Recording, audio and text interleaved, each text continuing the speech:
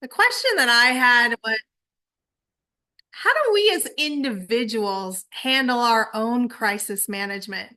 I've taken classes in corporate management. I've written programs for how corporations can deal with potential threats. But what do we do when the threat happens to us? And there's this term called a life quake. And I feel like that is very appropriate because when things happen to us, we tend to lose our bearings. We don't have access to the part of our brain that helps us think clearly. And how we move through these times that happen to us is something that's very near and dear to my heart. So today, let's talk a little bit about what exactly a life quake is. It's a major disruption that shakes our world and it activates the survival system in our brain and our body. And it challenges our sense of safety, clarity, and connection. This is really important because this survival system, it's basic, it's fundamental, and it's not something that initially we actually have a lot of choice in. It feels like it's happening to us, right? And so what happens in the brain is this is really important because this part here, the amygdala, this is the survival part of our brain. It's the part that makes you react before you think. And that when that gets triggered, we have a set number of responses that happen as a result of that. The other part of the brain that's really important here is the prefrontal cortex. It's the front part of our brain. And have you ever gone through a really stressful time where that's been very challenging and you just can't think well? You know, under other circumstances, you can handle this no problem. But for some reason, when you're going through this challenge at this moment, you literally are in a fog. You can't think. This is the prefrontal cortex, and it actually goes offline when you are in incredibly stressful situations and you are in survival mode. That part of your brain is responsible for executive function, decision making, creativity. And when you are stressed in an extreme situation, you do not have access to that part of your brain. So, what do you do about it? We're going to talk about that in a minute. The other part of your brain that's really important is the hippocampus. And I'm not going to go into this very much in this presentation, but I find this part of your brain really important because these are where the stories that we tell that get stuck. Have you ever met somebody that they tell the same story over and over and over again, and they just can't seem to get past it? The hippocampus is the one that's holding on to that story. And the danger for that is if you don't interrupt the cycle, it can get turned into long-term memory, and it can even get turned into identity. And so it's really important to be mindful of the stories that we're telling over and over and over again. And how do we get out of this cycle once we're in it? And we'll talk about that here in just a moment. So, when we are in survival mode, one of the things that it feels like we don't have control over what's happening. And what I like to remind people is what's happening is it's happening in your brain and it's happening biologically. This is not something that originally starts with choice. You can interrupt the cycle and start and move into choice, but initially you're going to experience a response, and then the more attuned that you get, you can stop and ask yourself, okay, wait a minute, what is happening to me? Where am I at on this in this? So sorry, I've got a typo here. But the different stages are fight, and you'll see this. Oh, I got a couple typos. Sorry, I was creating these slides today. So fight is, have you ever met somebody who just argues with everything and they want to fight and they want to negotiate and it's a problem. And then flight is where they're escaping to safety. This is where, for me, sometimes I'll just leave the room. I don't want to be a part of the conversation. I won't engage. And then freeze can happen. There are times when I'll just go to bed, and stay in bed all weekend. In the United States, we have this saying, we call it bed rot. And this is where you can get stuck in a cycle where you just are like avoidance behavior and you're just laying in bed. This is also where the doom scrolling happens on social media.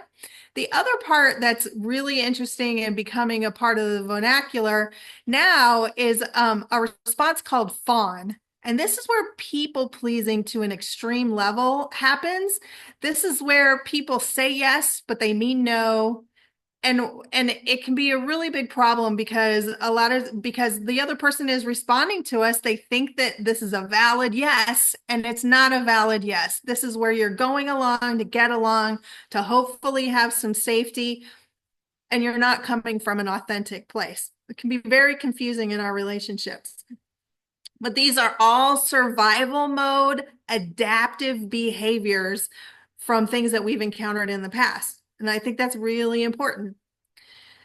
And so when we look at the stress cycle, I don't know if you guys ever see these mall maps where when you're in the mall, where are you? Or like at Disneyland, where are you? I want to know where I'm at in the process. And I find this really helpful. So you can have a triggering response that triggers the issue that you're having. And then your nervous system will kick in, and that's where your flight, fawn, freeze, and will come into play. And then what happens after that, this is really interesting because at the nervous system level, sometimes people get stuck there. They get stuck in fighting mode. They get stuck in avoidance mode. They get stuck there and they can peel off, and that's where they end up stuck.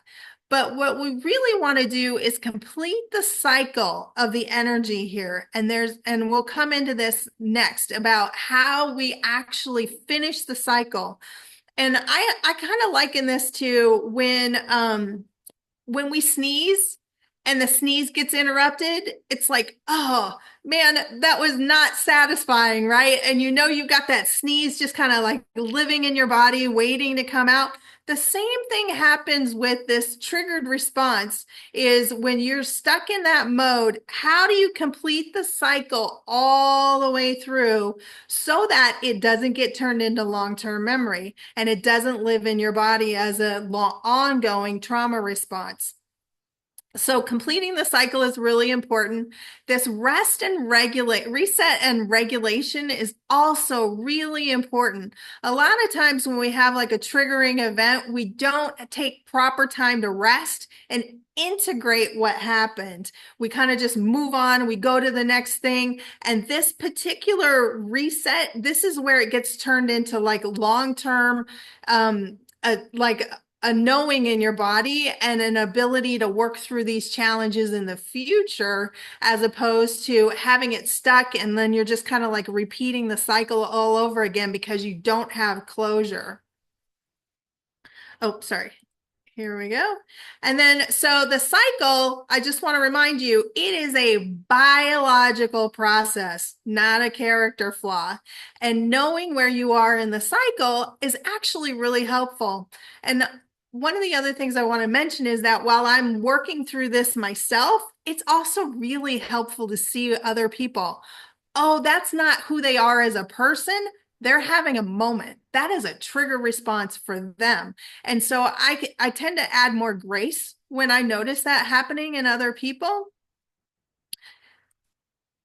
And so things that we can do to complete the cycle is movement. There's pent up energy in your body. How are you going to move through that? So you can push away, you can go for a run, you could go for a walk. Breath work, breathing is really helpful. Deep breathing down to the diaphragm, that helps calm your nervous system.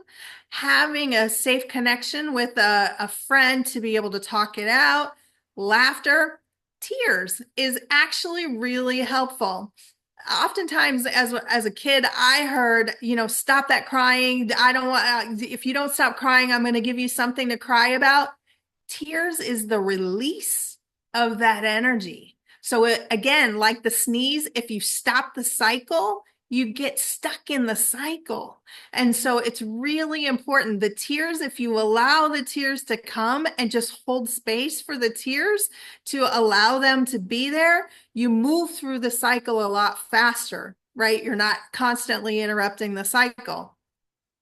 Another thing, creativity, singing, the humming and the vibration of of singing and humming is actually a really good thing for your body. So there's a bunch of things you can do to help move through the cycle. And so when we have this triggering moment, where are you in the cycle? Do you know? Just asking that question helps turn it from a reaction into like a thinking mode situation. And also, what would help you to move to the next step? What would be supportive? Starting to think through, like, even just in the future, you can start thinking through, okay, you know what? I really do need to go for a walk. I really do need to stand up and walk away. I really do need to have a conversation with somebody. What would be the thing that helps you move from that like pent up emotion to something you can release? And I love having this reminder. I keep it as a screensaver, right? So I'm gonna walk, I'm gonna stretch, and take a drink, creativity, hum, sing.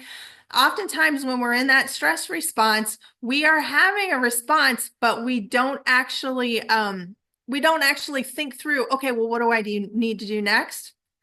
I hope that these ideas will give you some options of what you can do next to be able to move that emotion and get it out of your body. So thank you so much. Back to you.